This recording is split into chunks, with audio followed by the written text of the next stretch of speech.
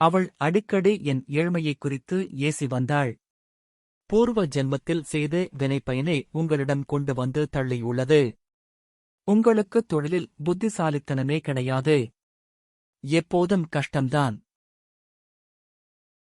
உங்களை மணந்ததிலிருந்து இன்று வரை எனக்கு நல்ல துணிமணிகள் உண்டா? சல்லடை கண்களாகிவிட்டு கந்தைகளையே உடுத்தி வருகிறேன். என் வாழ்க்கை இப்படியே கஷ்டத்தில் முடியப் போகிறது. தரையில் படுத்து படுத்து என் அவயவங்கள் காய்த்துப் போய்விட்டன. வயிற்றுக்கு போதுமான உணவு கிடையாது. சந்தோஷம் என்பதே மருந்துக்குக் கூட கிடையாது. ஆசைப்பட்ட ஒரு பொருளை அடைந்தோம் என்பது உண்டா? மனிதனுக்கு பணமில்லை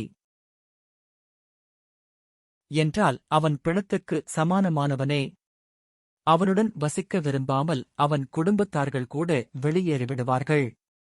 அறிவு, புத்தி, பணம் ஆகிய மூன்றையுமுடைய கணவனை மணந்த பெண்ணை அவள் உறவினர்கள் கொண்டாடுவார்கள்.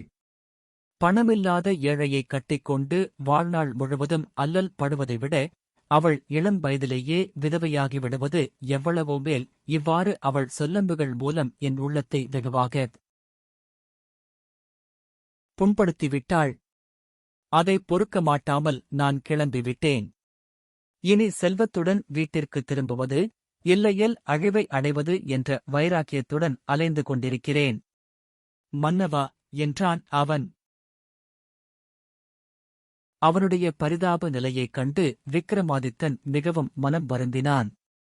சிறிதும் யோசனை செய்யாமல் தேவமாதர்கள் தனக்களித்த 8 வைரங்களையும் அக்கிழவனிடத்தில் சந்தோஷமாக கொடுத்துவிட்டான். அவைகளின் சக்தியை விளக்கி, ஐயா, இவைகளை எடுத்துச் சென்று உன் சீர்கெட்ட வாழ்வை நலம்படுத்திக்கொள் என்று அனுப்பி வைத்தான். கதையை முடித்த பதுமை போஜராஜனிடம், மன்னவரே, எங்கள் அரசனுக்கு ஈடு இணையுள்ள அரசனன்றோ இச்சிம்மாசனம் ஏறலாம் என்றது. அச்சமயம் அந்திப்பொழுதாகிவிட்டதால் போஜராஜன் மானமாக திரும்பிச் சென்றான். மேற்கூறிய கதை வடமொழி மூலத்தில் 81வது படிக்கு காவலான சுரதகாவலா என்னும் பதுமை கூறியதாக உள்ளது. இந்த கதை இத்துடன் நிறைவடைந்தது.